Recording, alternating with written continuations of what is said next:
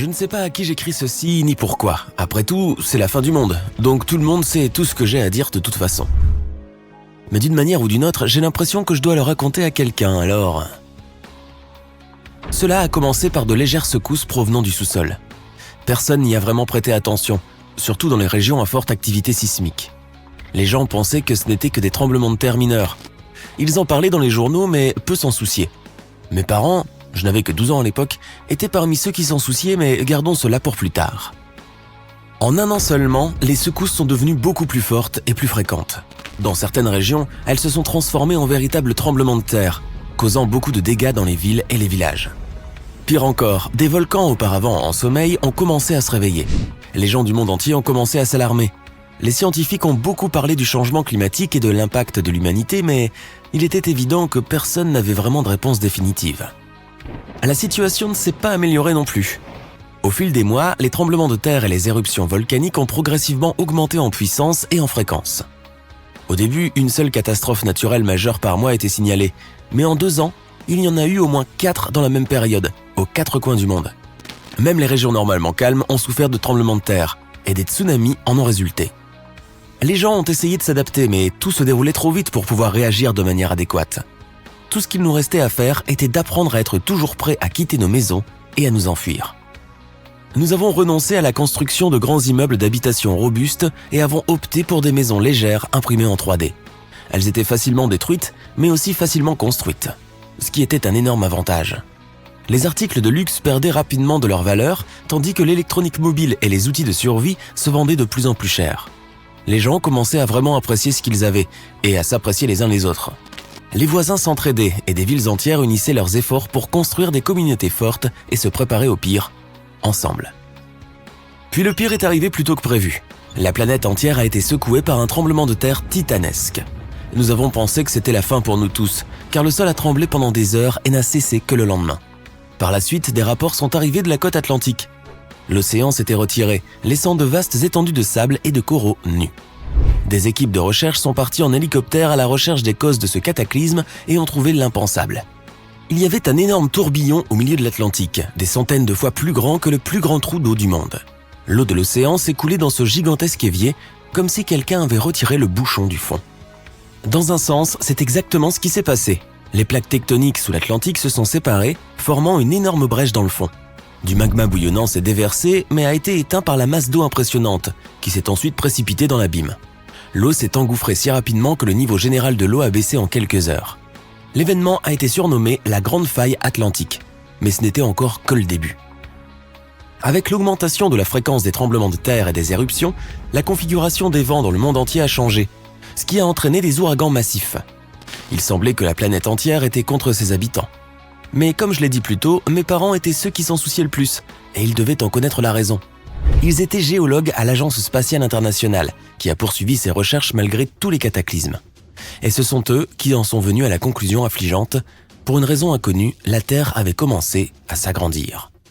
Cela expliquait tout, les séismes de plus en plus fréquents sont causés par le mouvement des plaques tectoniques. Le magma en mouvement a été poussé du manteau vers la croûte et a éclaté à la surface à des endroits exactement adaptés à cela, les volcans. Et cela signifiait qu'il y aurait d'autres événements comme la Grande Faille Atlantique, mais encore plus catastrophiques. 1 an plus tard, nous avons déménagé pour nous installer au sein de l'agence avec les familles des autres employés et des chercheurs. Les bâtiments étaient ultra résistants. Nous étions donc protégés des atrocités de l'extérieur. Nous avons accueilli autant de personnes que possible, mais bien sûr ce n'était pas suffisant. Des millions d'autres ont été laissés, livrés à eux-mêmes, et nous ne pouvions qu'espérer que tout le monde était en sécurité. À ce moment-là, comme l'estimaient les scientifiques, la planète avait déjà grandi 1,5 fois sa taille d'origine. Et à première vue, le rythme auquel elle se développait s'accélérait. Au cours d'une autre année de notre vie de bunker, nous l'avons vu grandir 2 fois plus.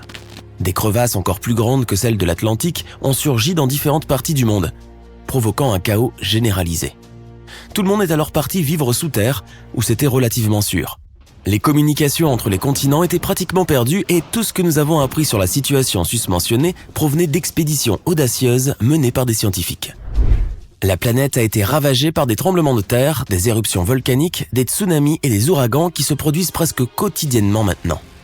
La vie à la surface était pratiquement impossible. C'est alors que l'équipe combinée de chercheurs et d'ingénieurs a soudainement trouvé la solution sur laquelle elle travaillait depuis 5 ans. Ils l'ont appelée l'Arche. Plusieurs équipes ont convenu de construire d'énormes vaisseaux spatiaux pour évacuer l'humanité ainsi que les espèces animales, les poissons et les insectes survivants au cas où la Terre se désagrégerait. Et le moment qu'ils redoutaient est finalement arrivé. Tout le monde dans les bâtiments de l'agence, y compris mes parents et moi-même, a été escorté jusqu'à un énorme hall où se trouvait l'une des arches. Toutes les autres personnes du continent qui ont réussi à venir étaient également là. On nous a donné des papiers d'identité et nous avons ensuite été autorisés à embarquer. Chaque personne a reçu une capsule séparée qui devait nous maintenir en hibernation pendant toute la durée du voyage dans l'espace. On nous a dit que nous étions les colons, les pionniers de la colonisation de l'espace. Nous allions sur Mars. Et c'est ainsi que je me suis retrouvé ici où j'écris tout cela. Nous avons réussi à monter à bord de l'Arche et nous avons été endormis dans nos capsules. Quand je me suis réveillé, nous étions déjà en train d'atterrir. Je ne veux pas t'assommer avec les détails de la terraformation et de l'installation dans notre nouvelle maison. Au début, nous portions tous des combinaisons spéciales équipées de réservoirs d'oxygène, mais bien vite, nous avons construit un dôme avec une atmosphère artificielle et commencé à rendre le territoire habitable, à la fois pour nous et pour les animaux que nous avions amenés. 10 ans se sont écoulés depuis lors. Nous nous sentons presque chez nous sur la planète rouge, qui n'est plus vraiment rouge. Il y a des forêts luxuriantes et de grandes villes qui s'étendent tout autour. Mars est inactive, il n'y a donc pas de tremblement de terre ni d'ouragan ici. La vie est assez paisible, bien qu'elle soit extrêmement active avec tout le travail qu'il reste à faire. Mais pendant tout ce temps, nous avons tous regardé avec anxiété notre planète natale s'agrandir. Au début, elle était à peine visible dans le ciel nocturne, mais au fil des mois, elle est devenue de plus en plus apparente, jusqu'à ce qu'un jour elle puisse être observée en détail à l'œil nu. Aujourd'hui, elle a la taille de la Lune dans notre ciel et est visible même à la lumière du jour. Le Soleil semble beaucoup plus petit d'ici qu'il n'était vu de la Terre. Donc en gros, notre planète natale semble maintenant plus grande que son étoile. Grâce au télescope, nous pouvons voir sa surface couverte de cicatrices et de fissures des dizaines de fois plus grandes que le Grand Canyon. Il n'y a plus de mer et d'océan, et les continents ont dérivé au loin. Le monde autrefois vert et bleu si accueillant est maintenant une terre stérile et désolée, bouillonnante de feu et de soufre. Le Soleil n'aide pas non plus. Quand la planète était petite, l'étoile baignait dans sa lumière et sa chaleur, lui donnant vie et énergie. Aujourd'hui, comme la Terre est 100 fois plus grande, le Soleil brûle sa surface et les restes de son atmosphère. Mais même cela, ça n'est pas tout. Avec la taille, la gravité a aussi augmenté. Étant si grande et massive, la Terre est entrée en collision avec la Lune, la consommant presque entièrement. Vénus, qui était similaire à la Terre précédente, a commencé à être tirée vers la planète qui a soudainement grandi. Et la Terre elle-même gravite lentement vers le Soleil.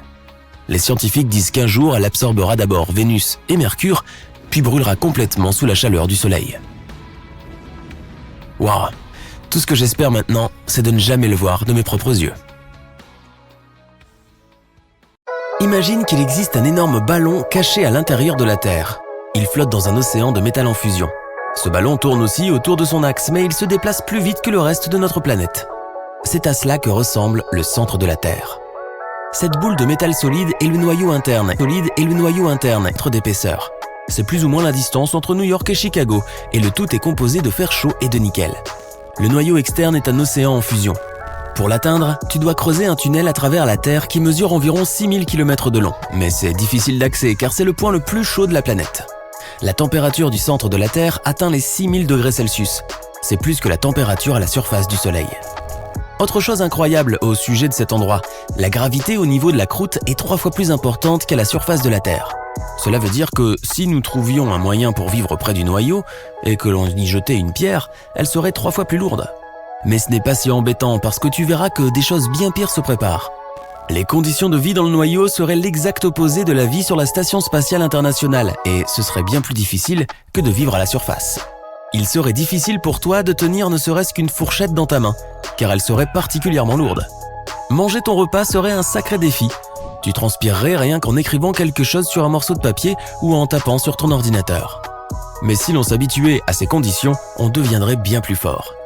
Les humains ont appris à utiliser la chaleur qui provient de l'intérieur de la Terre en tant que source d'énergie. Certaines entreprises se servent de cette énergie pour chauffer l'eau qui crée de la vapeur. Cette vapeur est utilisée pour activer les turbines qui produisent de l'électricité. Si le noyau se rafraîchissait et que la chaleur disparaissait, ce type d'électricité deviendrait très onéreux. Certaines parties de la Terre deviendraient très sombres et les gens utiliseraient à nouveau des bougies ou du feu pour se chauffer et s'éclairer la nuit. Et tu pourrais aussi dire au revoir à ta voiture électrique, car la charger te coûterait trop cher. Téléphone, ordinateur, internet, tout cela coûterait bien plus. Mais ce serait en fait le cadet de nos soucis. Attends un peu de voir ce qui t'attend. La rotation du noyau chaud crée le champ magnétique de la Terre. Ce champ nous protège plus ou moins du Soleil et de l'espace. Si ce champ disparaissait, les rayons du Soleil et autres rayons cosmiques passeraient à travers l'atmosphère. Les appareils électriques deviendraient sérieusement instables. Les micro-ondes, télévisions, bouilloires, feux de circulation et ordinateurs seraient endommagés. L'écran de ton ordinateur ou de ton téléphone s'éteindrait sans prévenir. Les vidéos ne se liraient pas. Et les batteries ne tiendraient pas une seconde. Les satellites cesseraient de fonctionner, ce qui veut dire qu'il n'y aurait aucun système de GPS fiable. Dis au revoir à la navigation avec ton téléphone, les équipements radio cesseraient aussi de fonctionner, donc tu ne pourrais pas passer d'appels ni envoyer de messages. Même aujourd'hui, quand le champ magnétique fonctionne normalement, les éruptions solaires peuvent créer des tempêtes magnétiques qui perturbent les appareils électroniques et qui affectent la santé des gens. Certains sont sensibles à ces tempêtes et peuvent avoir de méchantes migraines. Si le champ magnétique disparaissait complètement, chaque personne sur cette planète ainsi que tous les animaux auraient de grosses migraines. Les scientifiques devraient inventer des casques spécifiques qui protègent les gens de l'exposition aux tempêtes magnétiques. Si le noyau se rafraîchissait et que tu étais perdu dans la forêt, il serait très difficile de retrouver ton chemin, même avec un équipement simple. Sans le champ magnétique créé par le noyau actif, l'aiguille de ta boussole ne t'indiquerait plus le nord, le sud, l'est et l'ouest. Tu verrais les oiseaux devenir fous dans le ciel. Ils ne sauraient pas dans quelle direction voler pour l'hiver parce que le sud n'existerait plus. En fait, aucun animal ne serait capable de migrer. Dans le ciel, les appareils de localisation dans les avions cesseraient de fonctionner. Cela veut dire qu'il n'y aurait plus de voyage par les airs jusqu'à ce que l'on trouve une nouvelle méthode pour naviguer. Mais voyons le bon côté des choses. C'est ce que nous faisons ici. Tu n'aurais plus à aller au pôle Nord pour voir les aurores boréales. Elles apparaîtraient partout dans le ciel. Cela arrive parce que les particules chargées du Soleil rencontreraient les lignes magnétiques allant du nord au sud. Mais ces lignes disparaîtraient si le noyau de la Terre se refroidissait et les particules illumineraient le ciel partout dans le monde. Un noyau glacé veut aussi dire que les plaques tectoniques cesseront de bouger. Il n'y aura plus de séismes dans le monde, mais ce n'est pas une si bonne nouvelle. Le mouvement de ces plaques crée des failles à la surface de la Terre. Cela nous octroie d'importants minéraux. Sans mouvement, produire du fioul deviendra beaucoup plus difficile. Le prix du gaz pourrait augmenter. La plupart des gens devraient cesser de conduire leur voiture. Il y aura beaucoup plus de vélos et de chevaux sur la route, peut-être même des lamas. Les volcans n'entreraient plus en éruption. Si le noyau se refroidit, le magma aussi. Ceux qui vivent près de volcans actifs n'auraient plus à s'inquiéter. Mais il pourrait y avoir une ombre au tableau. Les volcans contiennent énormément de substances et de minéraux utiles. Le sol autour des volcans est très fertile, ce qui est très bon pour l'agriculture. Donc, plus de gens devraient manger de la nourriture artificielle. Il y aurait d'énormes problèmes d'approvisionnement en produits alimentaires. Seuls les riches pourraient se payer un sandwich classique à la tomate et au concombre. Mais le pire serait l'exposition aux rayons sur le long terme, qui serait un véritable problème pour notre santé. Plus de rayons, ça veut dire plus de risques de tomber malade. Les gens devraient créer une barrière spéciale pour se protéger des rayons solaires. Il serait hors de prix de recouvrir la planète avec cette technologie, donc nous créerions seulement des barrières pour chaque ville. Imagine un peu toutes les villes recouvertes d'un dôme. Dans ce monde radioactif, les déplacements entre les villes ne seraient possibles que dans les transports spécialement prévus à cet effet. Il faudrait porter des combinaisons de protection. Tu ne pourrais plus aller à la campagne. Ceux qui vivraient encore dans de petits villages et qui n'ont pas suffisamment de moyens seraient forcés de vivre sous terre pour se protéger. Les plantes et les animaux aussi auraient des problèmes. Les herbes, les fleurs et les arbres recevraient de grosses doses de radiation et ils ne pourraient plus entrer en floraison. Le bétail ne pourrait plus manger d'herbe ni de foin. Il y aurait donc très peu de lait, de fromage et de yaourt. Les plantes auraient du mal à produire de l'oxygène. Le champ magnétique nous protège, mais il protège aussi notre atmosphère. Un noyau gelé et sans champ magnétique veut dire que le vent solaire détruirait l'atmosphère en quelques centaines d'années. Les conditions de vie sur Terre changeraient drastiquement. L'humanité n'irait plus au-delà de ces dômes protecteurs avec leur atmosphère artificielle. À l'intérieur, nous aurions nos villes, mais aussi les reliquats de la nature, nos arbres, lacs, pâturages, prairies et fleurs. Tout ce qui se trouverait en dehors deviendrait un désert aride. C'est ce qui s'est produit sur Mars. La planète rouge n'a pas de mer, d'océan ni de lac. Certains scientifiques pensent qu'elle est complètement sèche car son champ magnétique a disparu.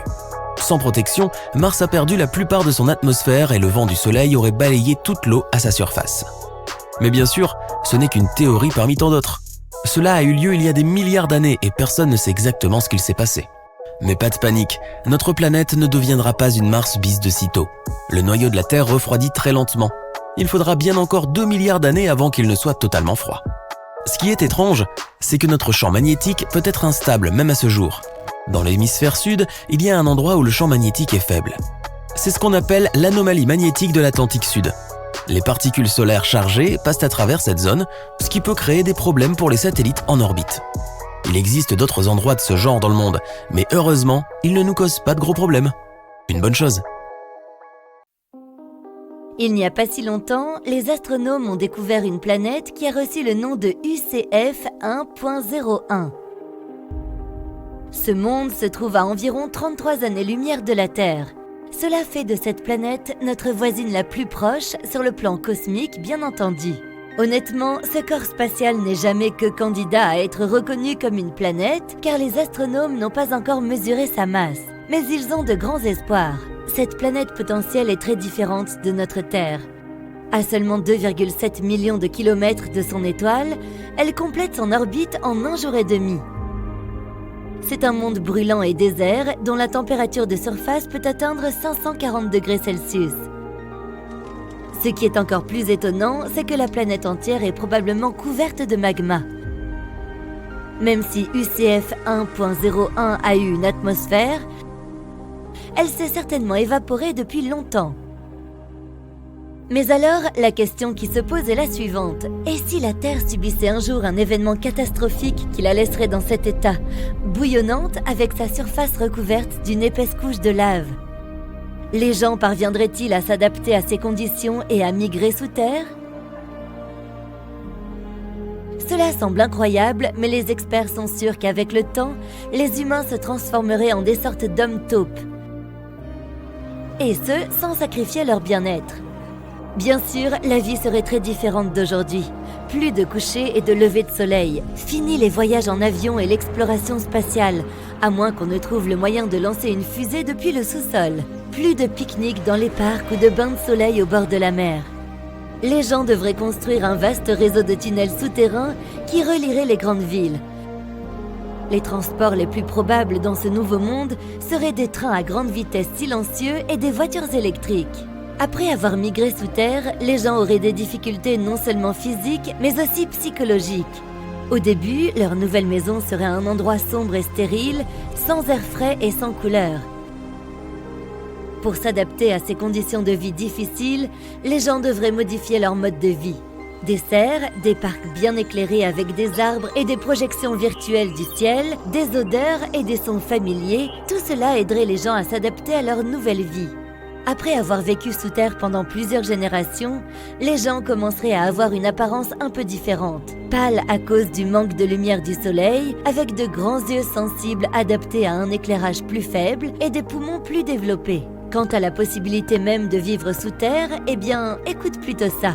On pourrait imaginer les profondeurs de la Terre comme une énorme masse de roches solides comprimées. Mais la réalité est différente. Cette masse est fortement fracturée. L'eau coule le long des fractures et des fissures de la couche externe de la planète, la croûte. Certains de ces cours d'eau atteignent des profondeurs de plusieurs kilomètres. En d'autres termes, le sous-sol de la Terre pourrait probablement accueillir une vie végétale et animale. Si les gens vivaient sous terre, il ne manquerait pas d'eau douce.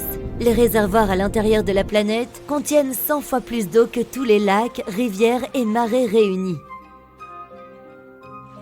De plus, cette eau ruisselle à travers le sol qui agit comme un purificateur.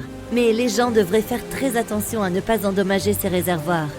Sinon, les villes souterraines seraient inondées et se transformeraient en pièges géants remplis d'eau. Ce serait aussi un véritable défi de vivre sans la lumière du soleil. Les plantes ne peuvent pas survivre sans la lumière ultraviolette du soleil. Elle est absolument nécessaire à la photosynthèse car la lumière solaire sert à obtenir des nutriments à partir du dioxyde de carbone et de l'eau. Un des produits dérivés de ce processus est l'oxygène, une chose dont les gens ne peuvent pas se passer. Donc, pas de lumière solaire, pas de plantes, pas d'oxygène. La lumière du soleil est également cruciale pour l'homme. Par exemple, elle aide ton cerveau à libérer de la sérotonine, une hormone qui améliore ton humeur et te fait te sentir calme et concentré. Grâce au rayonnement ultraviolet B de la lumière du soleil, ta peau produit de la vitamine D. Celle-ci est indispensable pour avoir un système immunitaire fort et des os, des dents et des muscles en bonne santé. C'est pourquoi les gens devraient trouver un moyen de remplacer la lumière du soleil. Heureusement, des lampes LED capables d'émettre des ondes UV pourraient produire la lumière dont les corps humains et les plantes ont tellement besoin. Dans ce nouveau monde souterrain, il n'y aurait pas de grands champs éclairés par le soleil. Au lieu de cela, il y aurait des serres tentaculaires avec des lampes LED qui brilleraient au plafond. Des machines spéciales alimenteraient les plantes et les cultures avec de l'eau recyclée riche en nutriments. Dans certaines zones situées dans d'étroites failles souterraines, les gens utiliseraient des conteneurs de transport au lieu de serres. Ces conteneurs seraient remplis de rangées verticales de plantes et d'ampoules LED bleues et rouges.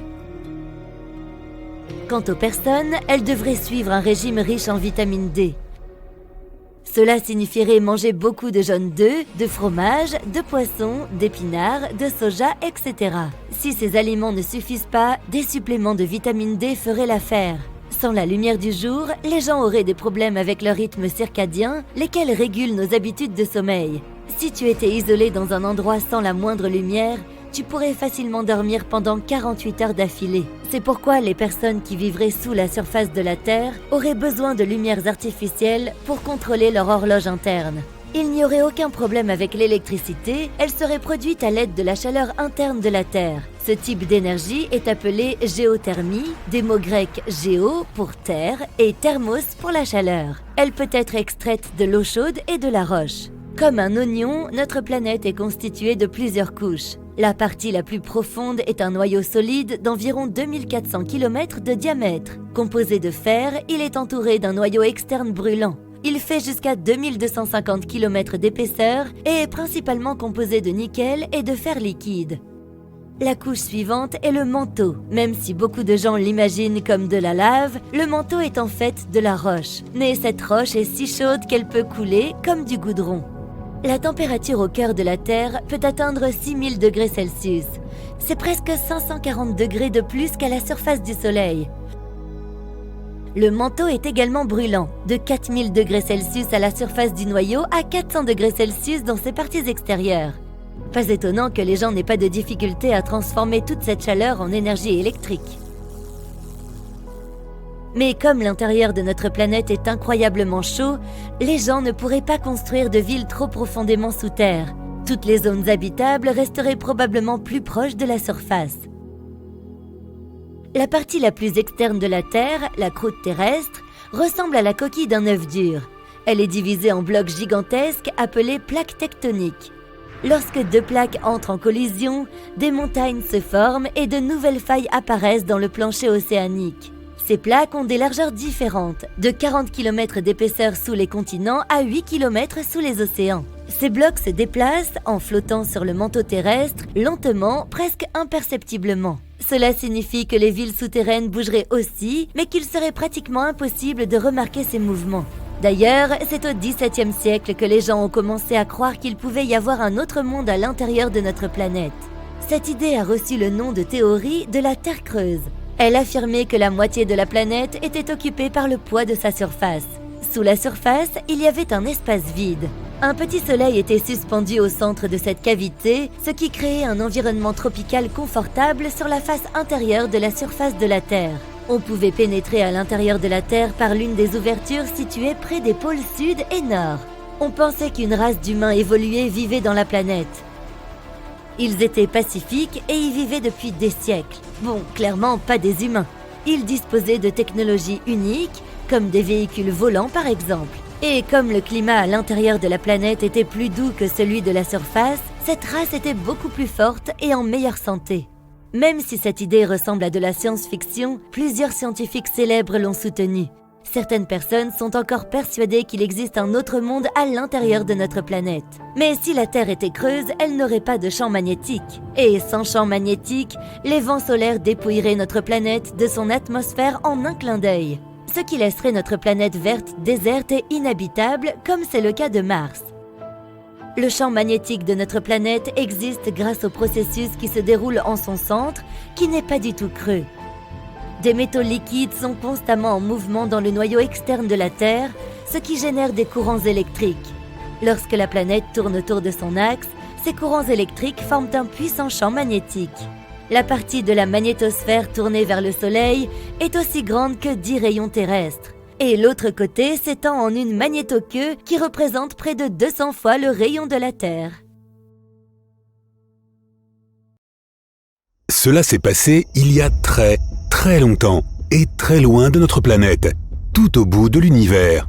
Une puissante explosion de rayons gamma n'a duré qu'une demi-seconde, mais elle a libéré une énorme quantité d'énergie, davantage que ce que notre Soleil produirait en 10 milliards d'années. Ce bref éclair a illuminé tout le ciel. Par la suite, une lueur beaucoup plus douce et plus durable l'a remplacée. En observant cette lumière déclinante depuis la Terre, les astronomes ont remarqué un étrange signal infrarouge. Il était invisible pour l'œil humain, mais pouvait être perçu comme de la chaleur. Après avoir examiné le phénomène à l'aide de rayons X, d'ondes radio, optiques et infrarouges, l'équipe d'astrophysiciens a tiré une conclusion choquante.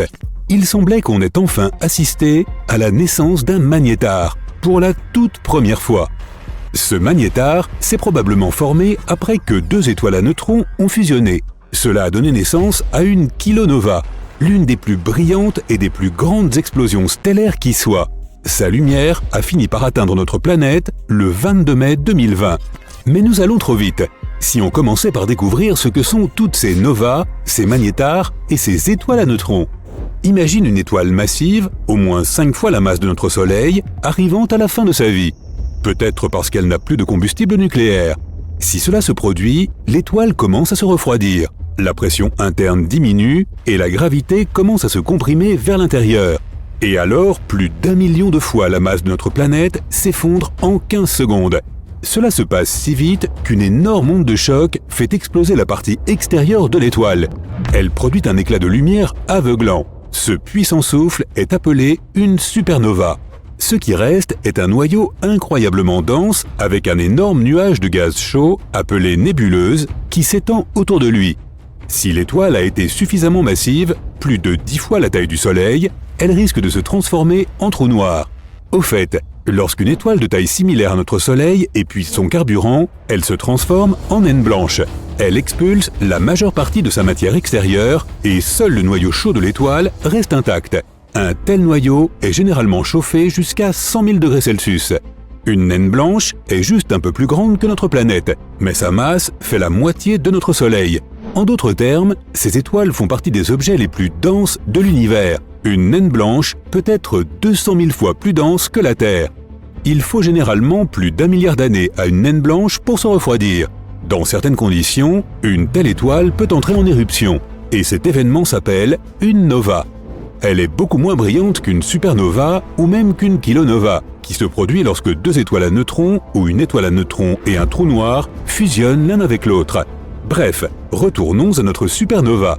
Si une étoile est suffisamment grande, mais pas assez massive pour se transformer en trou noir, elle se transforme en étoile à neutrons.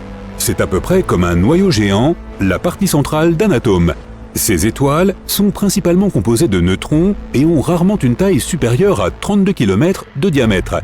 À titre de comparaison, notre Soleil fait presque 1,4 million de kilomètres de large, soit 109 terres mises bout à bout.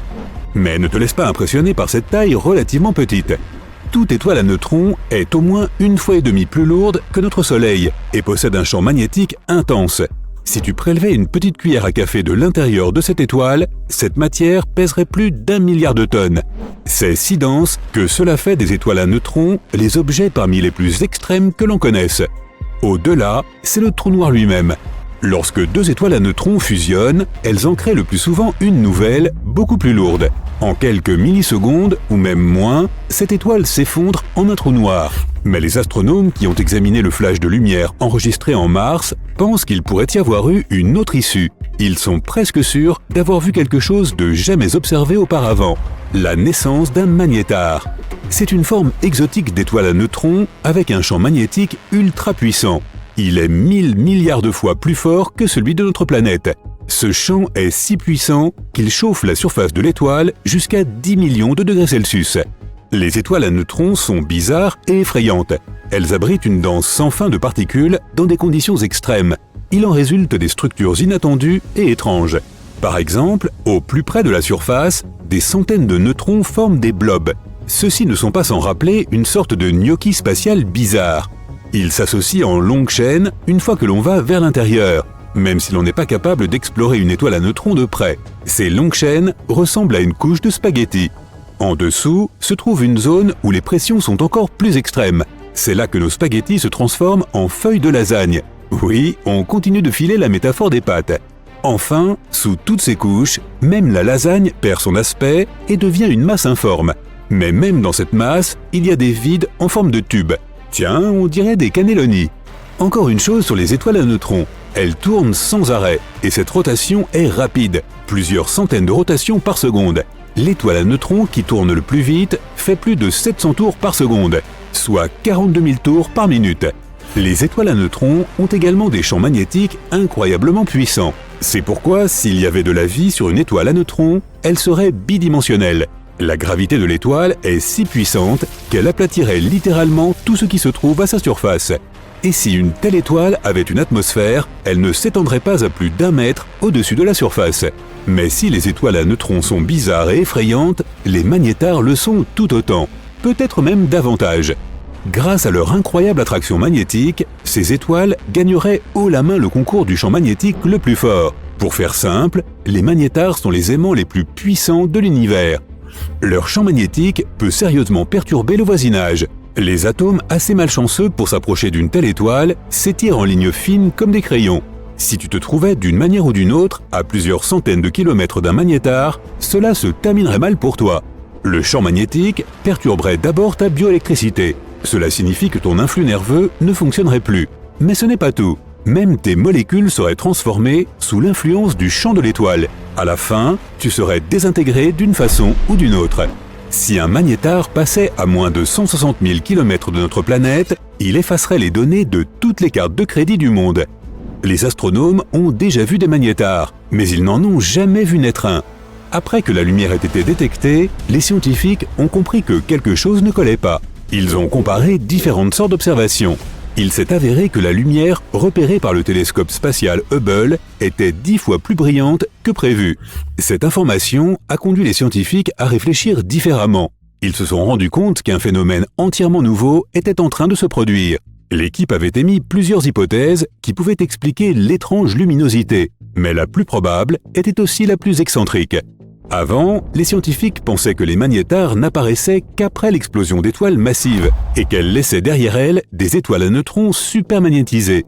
Mais maintenant, ils supposent qu'un petit nombre de magnétars peuvent en fait apparaître de manière plus paisible, après la fusion de 2 étoiles à neutrons. Les scientifiques ne connaissent pas plus de 10 magnétars dans notre galaxie, la Voie lactée, et ils ne savent pas avec certitude ce qui rend ces étoiles si terriblement magnétiques. Quoi qu'il en soit, les magnétars ne semblent pas durer longtemps. Après environ 10 000 ans, ils reviennent à un état d'étoile à neutrons plus familier. Ils sont toujours extrêmement magnétiques, super denses, mais pas si extrêmes. Le magnétar connu le plus proche se trouve à 9000 années-lumière de la Terre, dans la constellation de Carina. Les astronomes pensent que l'étoile originale avait une masse de 30 à 40 fois celle du Soleil, ce qui est vraiment énorme. Un autre magnétar se trouve à 18 000 années-lumière de notre planète. Il a soudainement commencé à exploser en 2002. Environ 80 explosions ont été enregistrées dans une fenêtre de 4 heures. Après cela, le magnétar n'a plus jamais été actif. D'ailleurs, les chercheurs étaient aussi très excités à l'idée de voir une kilonova. Et cela s'est produit lorsque les 2 étoiles à neutrons ont vraisemblablement fusionné. Une kilonova est plus de 1000 fois plus lumineuse qu'une nova typique. Auparavant, les astronomes n'avaient observé et confirmé qu'un seul événement de ce type. Mais la kilonova enregistrée en Mars avait l'air différente, et cela pourrait permettre aux scientifiques d'explorer une diversité dont ils ne savaient rien encore. Que se passe-t-il avec le Soleil ? Certains disent que notre étoile est en colère. Qu'est-ce que cela signifie exactement ? Et faut-il s'en inquiéter ? En toute franchise, oui, on est en droit d'être inquiet. Ce n'est généralement pas une bonne chose d'avoir trop de soleil. La composante ultraviolette de la lumière solaire est nocive pour l'épiderme. C'est pourquoi les humains ont adapté un certain spectre de pigmentation de la peau. Plus il y a de lumière solaire contre laquelle nous devons nous protéger, plus nous avons besoin de pigmentation. Les grands chapeaux et les flacons de crème solaire à indice de protection élevé aident aussi, surtout pour les personnes à la peau claire. Mais que peut faire la planète Terre ? Tout d'abord, essayons d'avoir une bonne estimation de l'ampleur de cette colère du Soleil. Le Soleil passe généralement par un cycle actif-calme-actif tous les 22 ans, avec un pic tous les 11 ans. Personne ne sait pourquoi cela se produit, c'est comme ça. Il y a probablement une raison, mais les scientifiques ne l'ont pas encore trouvée. Ils savent cependant qu'à chaque cycle, le Soleil inverse ses pôles magnétiques. En soi, c'est assez stupéfiant, surtout quand on sait que la Terre n'a pas inversé ses pôles magnétiques au cours des 600 000 dernières années. Dernièrement, le Soleil a été extrêmement calme, le plus calme qu'il ait été depuis plus de 100 ans en fait. C'est également inhabituel. Le cycle actif-calme-actif s'est transformé en un cycle actif-calme-calme. Mais cela est en train de changer, et c'est pourquoi nous souhaitons informer nos sympathiques spectateurs de ce à quoi ils doivent s'attendre dans les années à venir. Les termes calme, actif ou en colère font référence à la quantité de rayonnement à haute énergie que le Soleil émet. Heureusement, la quantité de lumière visible émise par le Soleil ne change pas beaucoup. Cela poserait un sérieux problème. Si le Soleil devenait seulement 6% plus faible ou plus lumineux, la Terre serait soit gelée, soit grillée. L'observation des taches solaires est le moyen le plus simple de mesurer l'activité du Soleil. Plus il y a de taches solaires visibles, plus le Soleil est actif. Un graphique, connu sous le nom de diagramme papillon, suit le schéma de l'activité des taches solaires sur une période de 11 ans. Le diagramme papillon montre comment les taches solaires disparaissent régulièrement de la surface du Soleil et réapparaissent régulièrement à d'autres endroits. La NASA avait prévu que le cycle actuel d'activité solaire serait calme comme le précédent, mais il semble que ce ne soit pas le cas. Actuellement, nous sommes dans le cycle solaire numéro 25. C'est le 25e cycle solaire de 11 ans depuis 1755, date à laquelle les mesures ont commencé. Ce cycle d'activité solaire devrait atteindre son apogée en 2025. Le Soleil a déjà dépassé le nombre de taches solaires que la NASA avait prévu, et il ne semble pas que ce cycle solaire soit parti pour être calme. On dirait plutôt que nous allons observer un rayonnement solaire très actif sur la Terre au cours des prochaines années. Début février 2022, 40 des 49 satellites de communication SpaceX en orbite au-dessus de l'atmosphère ont été détruits par une éruption solaire. Le plasma électromagnétique à grande vitesse provenant du Soleil, connu sous le nom de vent solaire, a provoqué une compression de l'atmosphère terrestre. Les satellites d'Elon Musk ont ainsi perdu leur intégrité orbitale et se sont écrasés sur Terre. Les taches solaires ressemblent à des points sombres sur le Soleil, mais elles ne sont pas sombres, elles sont simplement moins lumineuses que la surface du Soleil. Pour avoir une meilleure idée, prends une ampoule de 25 watts allumée et tiens-la devant une ampoule de 100 watts allumée. L'ampoule de 25 watts paraîtra sombre. C'est la même chose pour les taches solaires. Les taches solaires à la surface du Soleil vont presque toutes par paires. Cela s'explique par le fait que ce sont des tempêtes magnétiques dans le gaz plasmatique du Soleil. Une tache solaire sera magnétiquement positive et l'autre tache solaire sera magnétiquement négative. Entre les deux taches solaires, qui peuvent être plusieurs fois plus grandes que la Terre elle-même, circule un courant électrique qui entraîne avec lui un arc ardent de gaz ionisé. Les éruptions solaires sont un autre élément dont nous devrions nous préoccuper. Ce sont de puissantes explosions électromagnétiques à la surface du Soleil, associées aux taches solaires. Lorsque le gaz plasmatique super chaud du Soleil s'agite, il tord également les lignes de champ magnétique dans les taches solaires. Lorsque ces lignes se brisent, une puissante explosion libère des rayons X et des rayons gamma à la vitesse de la lumière. Des gaz visibles sont également libérés. Les éruptions solaires ont un système de classification en fonction de leur puissance. Les éruptions solaires de classe X sont les plus dangereuses. Ce type d'éruption solaire peut provoquer des coupures radio sur toute la Terre et nuire aux satellites, aux astronautes en orbite et même aux passagers des avions à haute altitude. Les éruptions solaires de classe M provoquent des aurores spectaculaires au pôle nord et sud de la Terre, tandis que les éruptions solaires de classe C n'ont presque aucun effet sur notre planète. Mais les éruptions solaires ne sont pas les plus grandes explosions qui se produisent sur notre étoile. CME est l'abréviation de Coronal Mass Ejection, soit éjection de masse coronale, et celles-ci sont beaucoup plus massives que les éruptions solaires, et plus dangereuses lorsqu'elles se dirigent vers nous. Comme leur nom l'indique, les éjections de masse coronale sont des explosions qui prennent naissance dans la couronne du Soleil.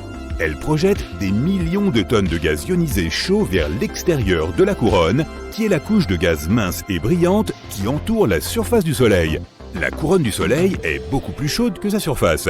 Tandis que la température de la surface est d'environ 5500 degrés Celsius, celle de la couronne se situe entre 500 000 et 1 million de degrés.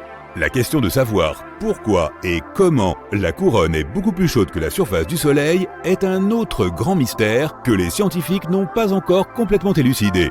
Une théorie récente affirme que la couronne est chauffée par des ondes sonores et que les réactions nucléaires du Soleil font beaucoup de bruit. Le projet GONG, qui signifie Global Oscillation Networking Group, a été mis en place sur Terre pour surveiller les ondes sonores du Soleil. Il s'avère que le Soleil sonne ou oscille comme une cloche. Il y a 5 sites d'observation à travers le monde. Un en Inde, un en Australie, un aux îles Canaries, un au Chili et un en Californie, qui surveillent en permanence les plus de 10 millions d'ondes sonores qui se déplacent autour du Soleil. Maintenant que le Soleil entre dans une phase active, nous pouvons nous attendre à voir des CME plus puissantes se diriger vers nous.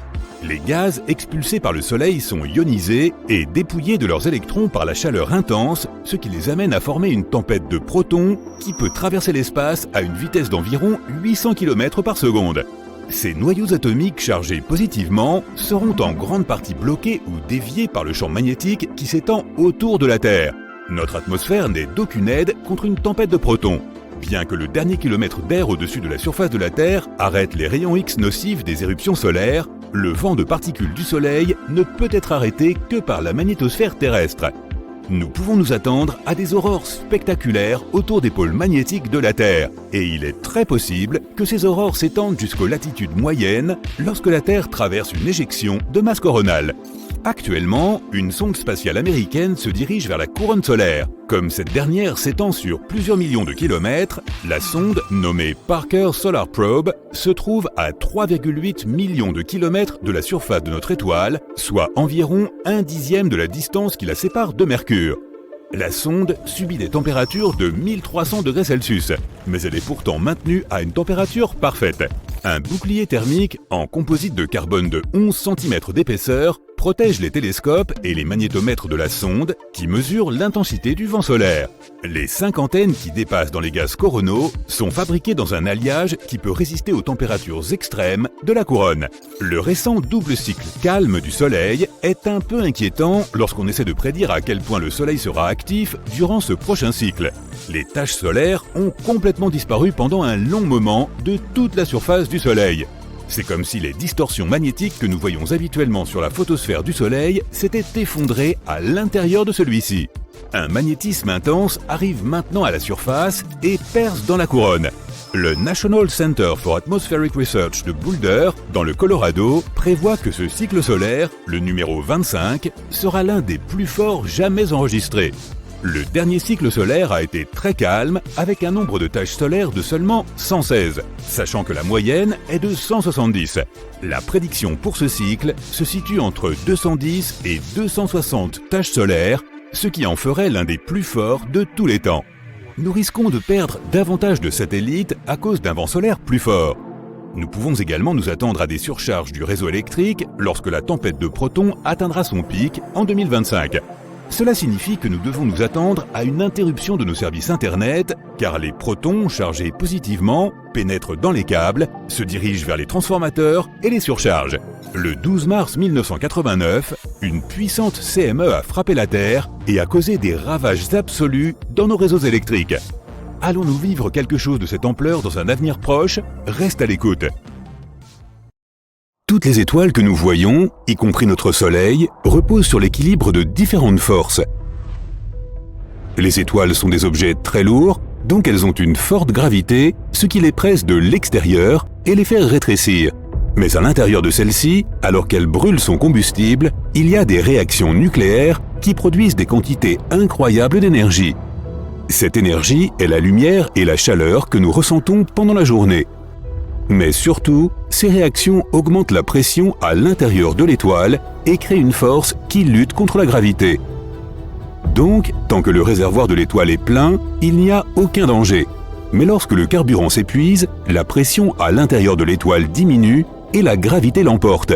Une étoile de la taille de notre Soleil peut briller pendant environ 10 milliards d'années. Pour être plus précis, notre beau Soleil a environ 4,5 milliards d'années et a déjà brûlé la moitié de son carburant. L'étape suivante dans la vie d'une étoile se produit lorsqu'elle arrive à court de jus. La pression interne diminue, mais la gravité continue de s'exercer. À un moment donné, une étoile s'effondre tout simplement sous son propre poids et rétrécit jusqu'à la taille de son noyau à une vitesse de près d'un quart de la vitesse de la lumière. En moins d'une demi-seconde, une gigantesque étoile se transforme en un objet petit et dense.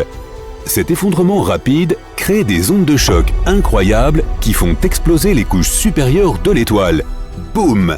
À présent, une quantité incroyable d'énergie et de matière est projetée dans l'espace. À ce moment, la luminosité de l'étoile augmente des millions, voire des milliards de fois. C'est le flash que nos scientifiques peuvent voir avec des télescopes super puissants. Mais la lumière de cette explosion n'atteint notre planète que bien des années plus tard. Donc en fait, cette étoile s'est éteinte depuis longtemps. Il existe plusieurs options à ce stade. Tout dépend de la taille de l'étoile. Si sa masse est petite, environ la masse de notre Soleil, alors pendant plusieurs mois, cet éclair deviendra de plus en plus brillant jusqu'à ce qu'il atteigne son maximum. Ensuite, l'énergie de l'explosion commencera à se dissiper jusqu'à disparaître et se refroidir progressivement. Quelques années passeront et la température de l'ancienne étoile deviendra égale à celle de l'espace et elle cessera tout simplement d'exister. Mais plus l'étoile sera lourde, plus les événements seront intéressants. Ce genre d'étoiles brûlent leur combustible beaucoup plus vite et ont une durée de vie plus courte. Les étoiles pesant environ 8 fois la masse du Soleil peuvent s'effondrer en un objet plutôt inhabituel que l'on rencontre rarement dans l'univers. Une étoile à neutrons. Cette boule creuse ne fait que 10 à 20 km de large et est recouverte d'une croûte de métal dur d'environ 1,5 km d'épaisseur. Les étoiles à neutrons peuvent peser environ 2 soleils et ont une très forte gravité. Si tu te sens à l'aise et en bonne forme sur Terre, tu ne pourrais même pas soulever une aiguille ou une allumette là-bas. De plus, tu serais pressé à la surface comme une crêpe et tout simplement incapable de bouger. Mais il y a des étoiles qui sont des dizaines de fois plus lourdes que le Soleil. L'explosion d'une supernova pareille, qui pèse au moins 40 fois plus que le Soleil, donne naissance à l'objet le plus inexplicable et le plus mystérieux de l'univers, un trou noir. Au début, une explosion incroyablement brillante se produit. Une onde de choc se propage et emporte la poussière et la matière de l'ancienne étoile comme dans un brouillard. Et à l'endroit de l'explosion, il ne reste qu'un petit disque noir. Cet abîme obscur est l'objet le plus lourd de l'univers. Il est tellement lourd que sa gravité courbe l'espace-temps autour de lui. Oui, plus tu es proche du trou noir, plus le temps passe lentement pour toi. Si tu pouvais t'approcher suffisamment de l'un d'eux, passer quelques minutes dans son orbite et revenir sur Terre, tu ne reconnaîtrais tout simplement plus ta maison. Une minute près d'un trou noir peut représenter un mois, un an ou une décennie sur Terre. Cela dépend du poids du trou noir. Mais ne t'approche pas trop près. La force de sa gravité est si forte que même la lumière ne peut s'en échapper. L'humanité connaît aussi l'existence des trous noirs supermassifs. Ils accumulent progressivement leur masse, se nourrissant de différents objets cosmiques comme un prédateur. Habituellement, ces trous noirs supermassifs se trouvent au centre des galaxies et leur gravité est si forte qu'ils peuvent contenir d'innombrables étoiles à proximité. Par exemple, voici la seule photo d'un trou noir qui est situé au centre de la galaxie Messier 87. La lueur orange qui l'entoure est l'horizon des événements. Ce sont les restes de la lumière des objets que ce trou noir a avalés. Mais tu es en sécurité, le trou noir le plus proche est à 1120 années-lumière. Mais les supernovas peuvent exploser autrement que quand la gravité l'emporte sur les forces internes de l'étoile. Parfois, c'est le contraire qui se produit. La fusion nucléaire, à l'intérieur de l'étoile, commence à affecter beaucoup plus de matière que la normale. La pression à l'intérieur d'une étoile augmente et elle surpasse la force de gravité, qui exerce une pression sur l'étoile depuis l'extérieur. À cet instant, il y a un boom. Cela ne se produit jamais tout seul, et ce type de supernova n'est possible que dans les systèmes stellaires binaires. Deux étoiles tournent l'une autour de l'autre. Une étoile commence à avaler la substance de l'autre, puis les réactions nucléaires à l'intérieur ne sont plus en équilibre, et une supernova explose. Pendant un certain temps, les scientifiques ont cru qu'une explosion pareille pourrait se produire en 2022. Ce genre de système binaire existe dans la constellation du Cygne, à une distance de 1800 années-lumière du Soleil. Une nova rouge lumineuse aurait dû se produire ici. Un flash rouge de cette ampleur aurait été visible à l'œil nu pendant des mois. Et après l'explosion elle-même et la fusion de deux étoiles, une nouvelle étoile plus chaude et plus lourde aurait dû apparaître à leur place. Mais une nouvelle analyse des données a révélé une erreur de calcul, et cet événement ne se produira pas de sitôt après tout. Nous voyons donc maintenant qu'une explosion de supernova est un événement très dangereux, et que cela peut causer de gros dégâts sur notre planète si elle se produit suffisamment près. Le principal danger est celui des rayons gamma. Ce sont les radiations qui proviennent de l'explosion. Lorsque ces rayons atteignent la Terre, ils affectent notre bouclier, c'est-à-dire l'atmosphère. Ils réduisent la couche d'ozone et nous rendent vulnérables au rayonnement solaire et aux autres rayons cosmiques. Dans ce cas, toute vie sur la planète est en danger. Et la mauvaise nouvelle, c'est qu'une explosion de ce genre pourrait se produire très bientôt. Bételgeuse, l'étoile la plus brillante du ciel nocturne, est environ 17 fois plus grosse que le Soleil et est âgée de 8,5 milliards d'années. Elle a commencé à épuiser ses réserves de carburant. Les scientifiques prédisent que cette géante pourrait exploser comme une supernova à tout moment dans les 10 000 prochaines années. Cela pourrait donc aussi bien se produire dans quelques siècles que demain. Tout se passera comme suit. Bételgeuse s'effondrera en une fraction de seconde, puis elle explosera avec une telle intensité qu'elle ressemblera à une deuxième lune dans le ciel nocturne. Nous observerons un nouveau point lumineux dans le ciel pendant des semaines ou même des mois. Mais ensuite, elle commencera à s'effacer jusqu'à disparaître complètement. Mais pas sans laisser de traces. À sa place, il y aura une étoile à neutrons qui pèsera 1,5 fois notre Soleil. Ce sera l'un des plus grands événements que l'humanité ait jamais connu. Mais nous n'avons pas à avoir peur. Bételgeuse est à environ 550 années-lumière de nous. Donc, ces rayons X et ultraviolets ne nous affecteront pas. Un danger bien plus grand est posé par la libération de matière qui se produit lors de l'explosion d'une supernova. Mais cela ne devrait pas t'inquiéter non plus. L'onde de choc atteindra la Terre 6 millions d'années plus tard, et elle sera balayée par le vent solaire. Donc, si nous voyons Bételgeuse exploser aujourd'hui, ce sera un spectacle incroyable. Mais en fait, l'étoile n'existera plus à ce moment-là, car cela voudrait dire que l'événement lui-même s'est produit il y a près de 6 siècles. C'est juste que maintenant, la lumière de l'étoile parvient enfin jusqu'à nous. Certains scientifiques pensent que les événements liés à l'extinction de l'Ordovicien silurien, qui s'est produite il y a près d'un demi-milliard d'années, se sont produits exactement à cause de l'explosion d'une étoile. Ensuite, près de 60% des vertébrés marins se sont éteints. Pourtant, il ne s'agissait pas d'une supernova, mais d'une hypernova. C'est ce que les scientifiques appellent des explosions d'étoiles 100 à 150 fois plus grosses que le Soleil. En plus de ce poids anormal, l'étoile doit tourner très rapidement. Ce genre d'objets sont très rares. Dans notre galaxie, ils sont peu nombreux et les scientifiques pensent que les hypernovas se produisent environ une fois tous les 200 millions d'années. Tu es assis sur ton balcon, en train de faire des trucs sur ton téléphone, quand soudain, tout ce qui t'entoure se transforme en poussière. Bouche bée, tu poses ton téléphone. Tu vois des voitures, des vélos, des trottoirs, des rues et des feux de signalisation disparaître sous tes yeux. Les gens dans la rue paniquent et courent dans tous les sens. Tu jettes un coup d'œil à ta montre et elle disparaît aussi. Tu te retournes pour regarder ta chambre par la porte du balcon et tu vois que tous tes meubles sont réduits en poussière. Tu regardes la rue et tu ne vois rien d'autre qu'une tempête de poussière. Ta maison se met à trembler, tu descends en courant et tu te tiens au milieu de la route. Tu arrives juste à temps pour voir les bâtiments de ton quartier disparaître. Tu essaies de monter dans ta voiture, mais l'instant d'après, il n'y a plus rien à l'endroit où elle se trouvait une seconde plus tôt. Tu vérifies ton téléphone et tu vois plusieurs notifications concernant la réinitialisation complète du monde. Tout ce que les humains ont jamais créé est en train de disparaître. Tu tiens toujours ton téléphone quand il devient de plus en plus léger, jusqu'à ce qu'il disparaisse complètement. Le même processus se produit partout dans le monde. La Tour Eiffel, les pyramides de Gizeh, l'Empire State Building, ils ont tous disparu. Tu essaies de trouver un endroit où te cacher jusqu'à la fin de ce désastre. 2 ans plus tard, tu te réveilles dans une grotte avec d'autres gens.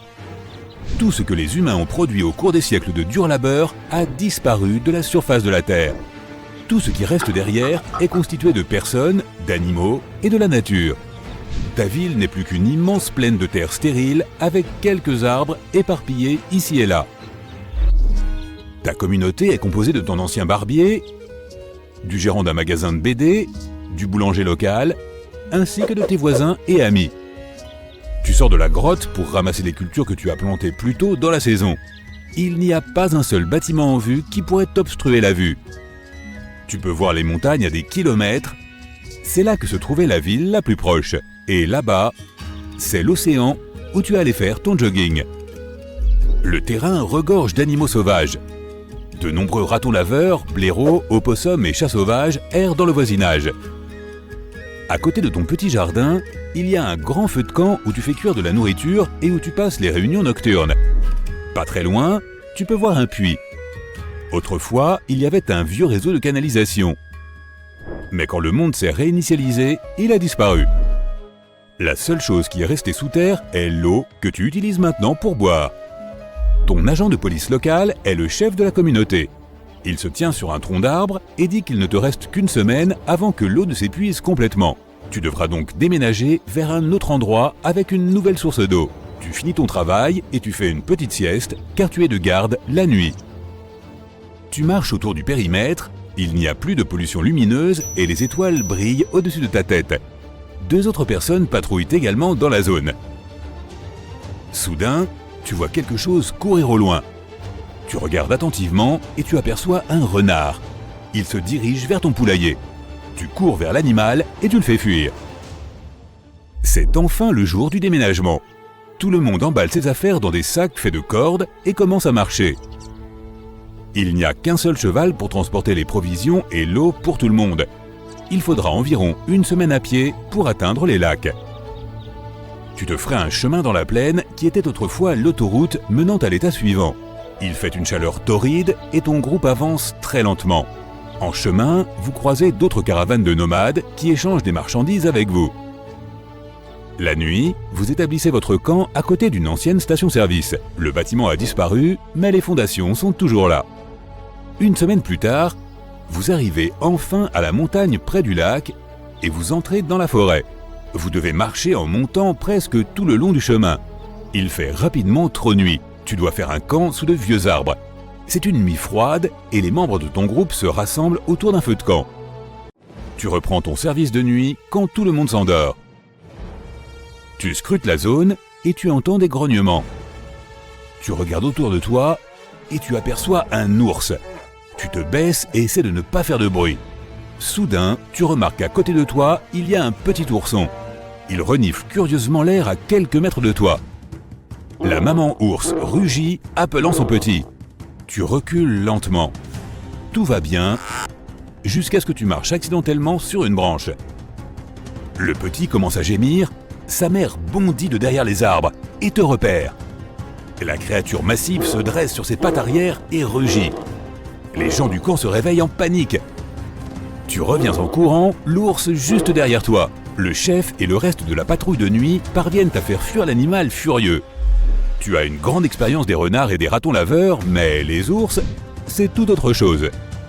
Tu réalises que tu n'es plus au sommet de la chaîne alimentaire. Le jour suivant, tu fais preuve d'une extrême prudence. De nombreux animaux sauvages, comme des pumas et des lynx roux, rôdent dans les environs. Tu arrives finalement à l'autre côté de la montagne et tu vois le lac. C'est une grande zone qui était autrefois un lieu de camping public. Maintenant, il y a quelques colonies construites près de l'eau. Ta communauté n'est pas si grande. C'est pourquoi vous vous installez près de la rivière qui sort du lac. Tu construis une hutte à côté de la chute d'eau et tu continues à travailler comme fermier. Tu rencontres des gens étonnants qui viennent d'autres colonies. Ils étaient des scientifiques, des ingénieurs, des musiciens, des médecins. Les scientifiques essaient de trouver un moyen de reconstruire la société en se basant sur la technologie. Mais ça risque de prendre des décennies. Ils ont fait le premier pas en créant un four en argile, des pots et des casseroles. Ils ont également construit un quai sur le lac et des canoës pour la pêche et le transport. Quelques mois passent. Tu as construit un système d'irrigation qui utilise l'eau du lac. Les ingénieurs de la colonie ont même fabriqué un système de canalisation qui fournit de l'eau fraîche à chaque maison.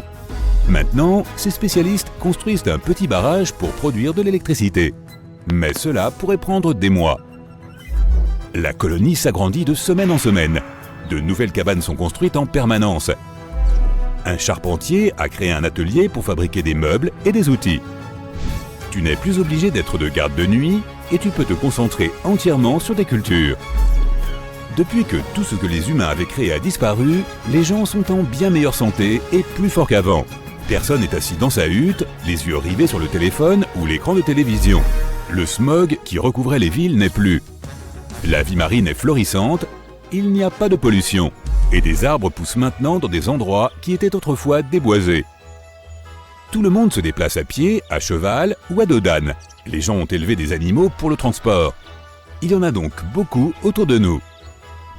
Et l'économie a changé, chacun offrant son travail en échange de nourriture ou d'autres choses dont il a besoin.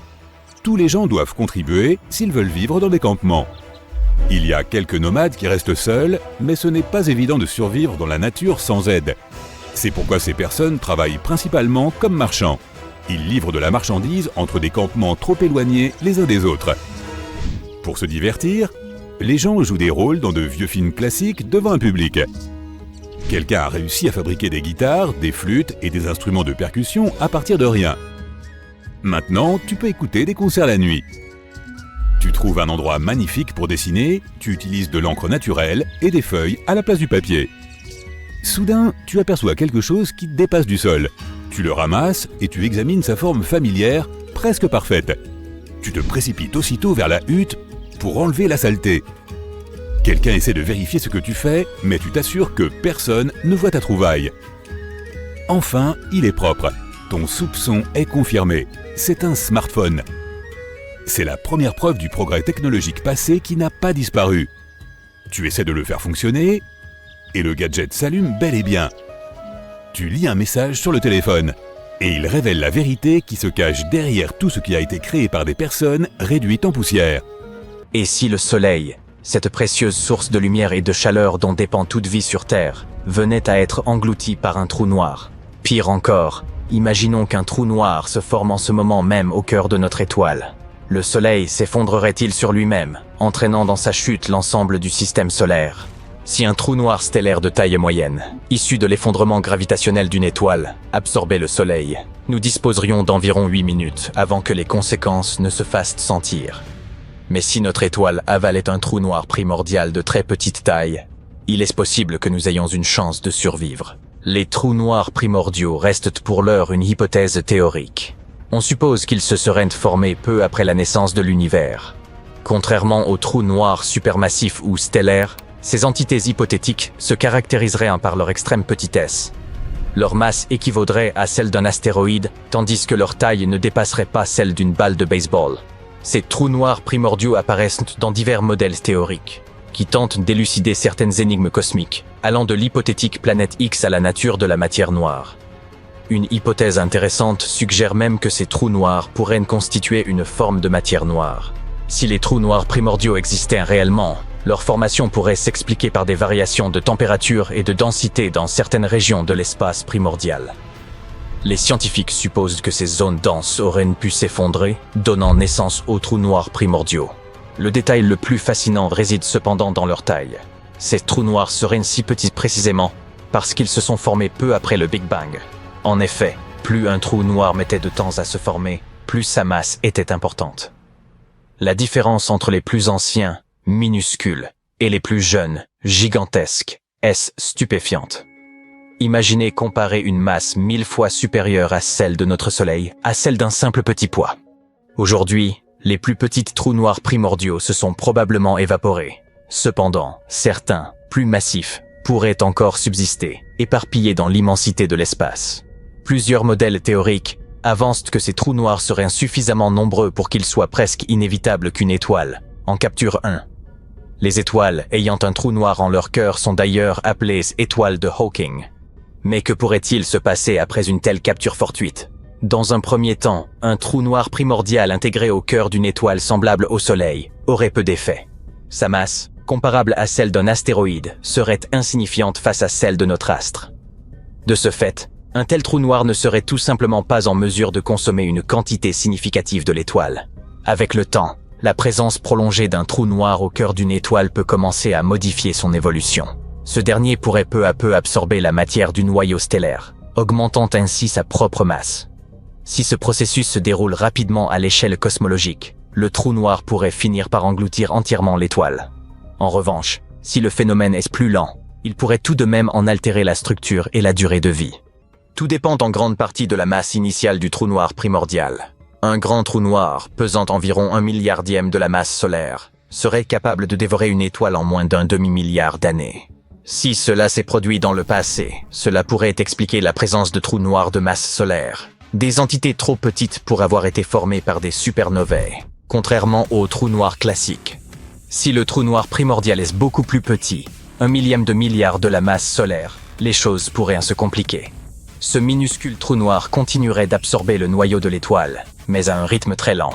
Et pourtant, il créerait des turbulences dans le noyau de l'astre, le faisant chauffer plus que d'habitude. Cette perturbation pourrait amener l'étoile à gonfler, devenant ainsi plus froide et plus rouge que les géantes rouges typiques. En outre, cette agitation interne pourrait avoir un impact significatif sur l'activité de surface de l'étoile. En l'état actuel de nos observations, rien n'indique qu'un tel phénomène se produise au sein de notre Soleil. Cela rend hautement improbable la présence d'un trou noir primordial en son centre.